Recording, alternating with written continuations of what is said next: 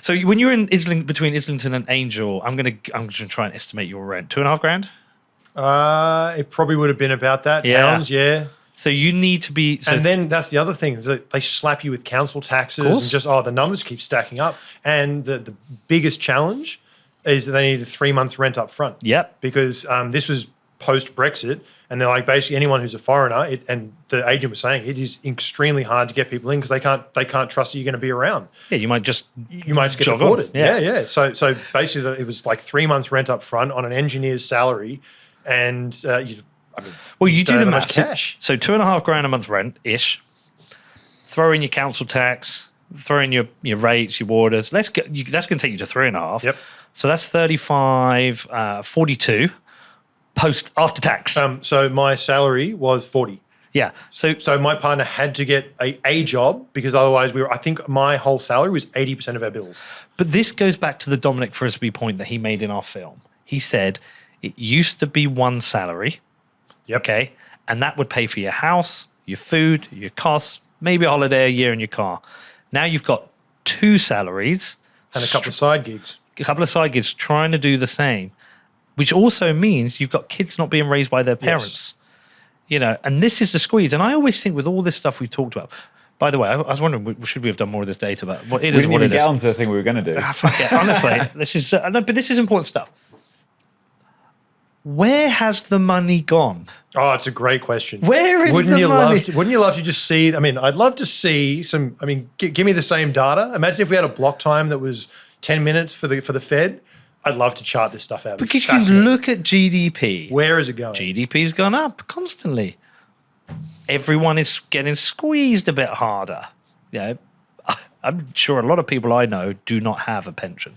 I think we're migrating to a world where retirement doesn't happen for people. Oh, big time. Yeah. Well, I mean, I think that markets abide by the laws of physics, which is that energy can be neither created or destroyed. It just transforms, right? Money just moves around the system. It's not destroyed. It's just moved value, right? Where not money, is it? Value. Where did the value go? Where is it? Yeah, Where's the fucking money? Well, and to people, is it to BlackRock's owning 40,000 houses in America? When you look at it like those memes where it's like, U.S. senators salary $200,000, run that experiment over a career of 40 years, whatever that works out to be. Oh, just a quick 10x or a 20x. That's the real net worth. Oh, what's her name? The old girl. They track her trades. Pelosi. Yeah, Nancy Pelosi. So she's 83, right?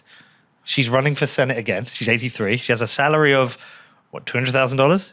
The level of ego to do that as well, like to not let the young step in and actually take over is beyond me. She's worth $290 million. That's wild. $290 million. She's a great trader. but that's a whole other thing. We need young people in politics voting for what they give a shit about. This like an 83-year-old setting policy for a world of youngsters who can't afford shit. Well, that's the other thing, right? Don't bet against the young because they're going to outlive you. And the other thing is that if 83, the reality of the situation is they can't do this for that much longer. So at some point in time, there's going to be a very rapid changing of the guard, and we're going to see a lot of this stuff start to transition and shift, right? Because I can't remember what the exact saying is, but policies occur one retiree at a time. That's going to happen. You're going to start getting people with new ideas. It eventually happens, and it generally happens in these big waterfall moments, especially when you have such an old cohort. I mean, the biggest population we've ever seen in the baby boomers. When they really move out of positions of power, things are going to start to transition and clear the pipes, I think, pretty quickly. Well, this is why Milei in Argentina is so interesting. That's going to be an interesting experiment. Yeah, and it's super interesting because when you look at Milei, you've got to go, well, who would vote for him? He's a libertarian, right? So the elite... relative to where they currently are, let's go. But you look at it and you go, who does he appeal to? Well, he certainly doesn't appeal... I mean, something like 45% of people in Argentina live in poverty. I might be wrong by 5%, but 40%. So he doesn't suit the poor because he's a libertarian. Yeah, he'll be about small government, low taxation. Therefore, all the subsidies which go to all the poorest for energy, they will go. So you'll be thinking, well, they wouldn't vote for him. Anyone who's part of a union will think, well, unions are going to lose their power, so they wouldn't vote for him. The elites probably don't want to vote for him. Does he suit the middle class? Well, he's high risk because so like who I think it's the youth. There's a brain drain in Argentina. The young people, of course. The young people are and this is sad for Argentina because they're very much a family-based culture. I experienced that when I was there. It was beautiful, but I was talking to the young people and they're like, all their parents, and they're saying, yeah, they're leaving for Australia, UK, America, because they've got prospects and opportunity. Is there any way of finding out who's voting for Milei or the average age of a Milei voter? Because he's not coming in like... Here's the polls, I'll look for that. Javier Milei, 35%. Massa, he's the guy who's been in before, 25%. Patricia. So I could be wrong. Somebody from Argentina... might be listening to this guy, you're a fucking idiot. But I think the thoughts are that Milei and Patricia might form a coalition. So here's radical ideas with her experience. But I could be wrong. Patricia also might be that person that everyone hates. Well, one thing I think is and that's what I was saying before with the extremes, right? The highest probability is that we're not going to have a clean, smooth sailing. Like the highest probability is that the extremes are going to happen. So if you run that book, right, we're going to start seeing complete shifts in the way that different economies work. I mean, Bukele, right? That's a complete, total shift in what's going on. Rightly or wrongly, it's a whole new world to what they've experienced in recent years. So look at this. I mean, the title of the article Danny's brought up is... I can't find any stats on it, but... Yeah. So the headline is Young People's Anger Fuels Far-Right Populist as Argentina Election Nears. I feel like that title is a little bit provocative because I don't think he's a populist. And they call him a far-right populist. He's not. He's a libertarian. Well, I mean, everyone's a far-right populist these days. If they're popular, yeah. Okay, the star of Argentina's ongoing election cycle is a libertarian economist who has proposed complete dollarization and claims climate breakdown is a social lie. Every TV channel covers him. His name is brought up in taxis, hair salons, by those who think he is the last hope of the country's troubled economies and he's panicked by the proposals, blah, blah, blah. You know what I find really interesting is, I mean, the dollarization component. I mean, he's a libertarian candidate, right? And he doesn't agree with central banks, but he also understands that you can't just go straight to what else are you going to go to? Free market currency, yeah. Exactly. So he understands that the dollarization is the pathway of least resistance and where you're probably going to have the most success, even though you're then reliant on the Fed. Well, yeah, he's subservient to a different central bank. Yes. But he recognizes the limitations of that system. But in Argentina... there's no separation between government and central bank. The central bank isn't an independent institution. Yes. It's a printing machine for the government. And so, I think my assumption is he's thinking what we need right now is stability. Yes. And we're not going to get stability with our own currency. Let's dollarize, let's rebuild the economy, let's build a strong economy based on a strong currency. Now that will have, it'll destroy anyone who owns a peso. And it's a high risk for the working class because they will lose their energy subsidies. They are the people who are living on the peso. The middle class are already using the dollar. It suits them more. There's a reality. This is going to be bad for the poorest in Argentina straight away. Yep. But obviously, it will start rebuilding. Well, this isn't so. If you think about if you run the hyper Bitcoinization scenario, the theory is that because it's a sound of money, over the long term, society will improve. We're about to see a microcosm because they're about to go from a complete shitcoin in the peso to the dollar, which relatively speaking... They're going to Ethereum.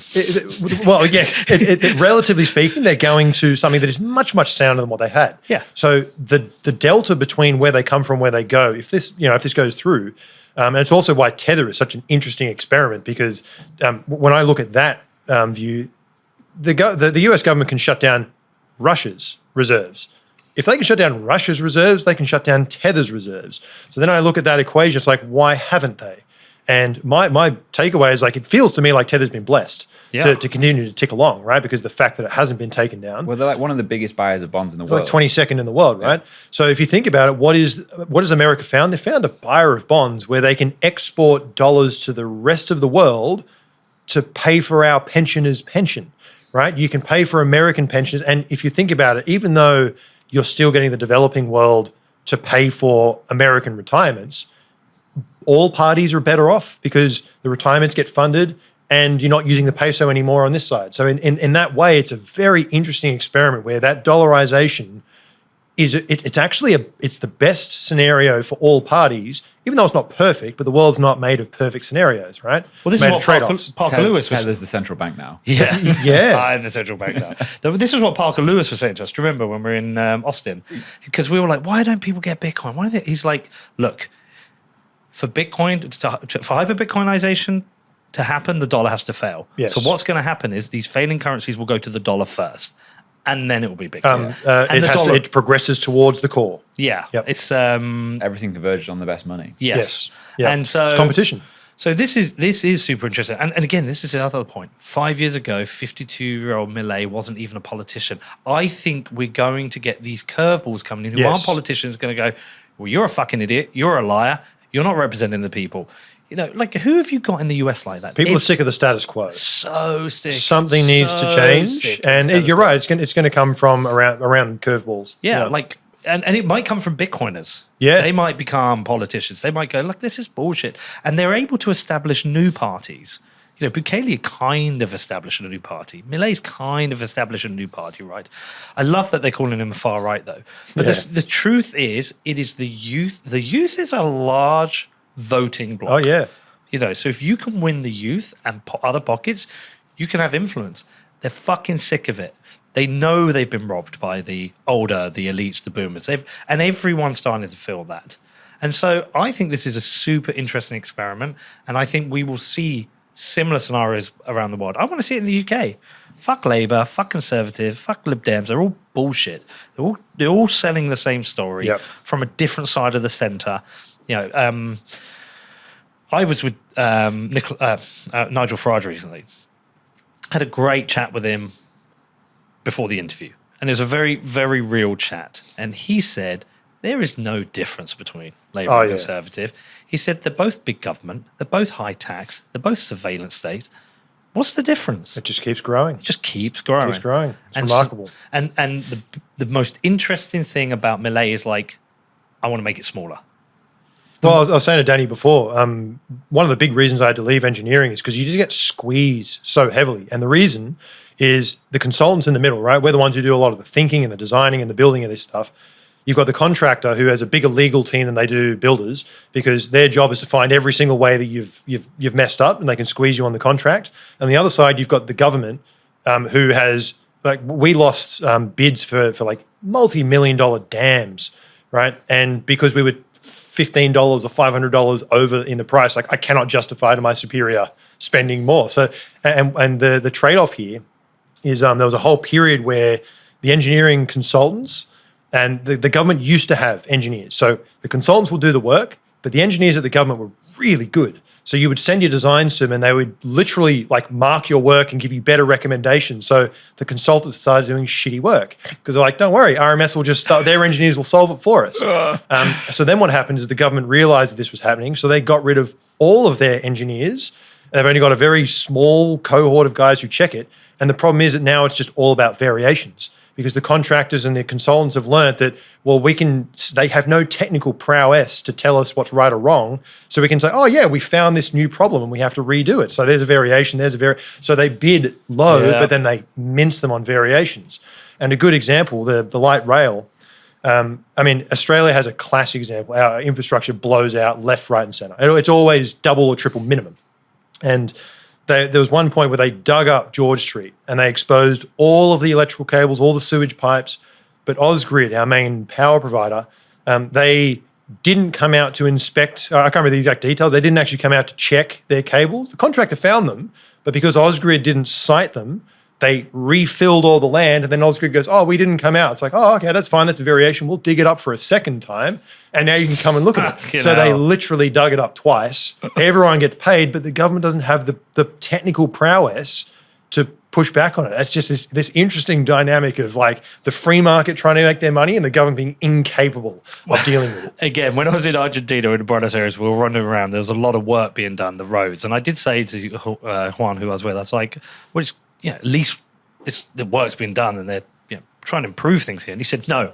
He said, our roads are fine. He said, they keep digging them up and they keep relaying them and making them better. So the unions have got jobs for the workers. Yes. And so the unions will ensure the workers vote for them. We do that here in June. So our tax year is June, July, the cutoff. Every June, without fail, you better believe you're going to get a new footpath in your neighborhood because the councils have got this money. If they don't spend it and they just go and say, all right, we can build a footpath on this road. So June is footpath month. They just go through and same build. In the UK, at the end of financial year, they just like cover the roads and that surface stuff. If you don't Just, spend like, it, they waste won't get it budget. again next Yeah. year. It's just ridiculous. But that also happens in the private sector. When I had my advertising agency, you used to have all your meetings at it's about October. Once you stop finishing paying the government, you get a call and it's like, look, I need to spend this now because if I don't spend it now, they're going to lower my budget next year. It's great.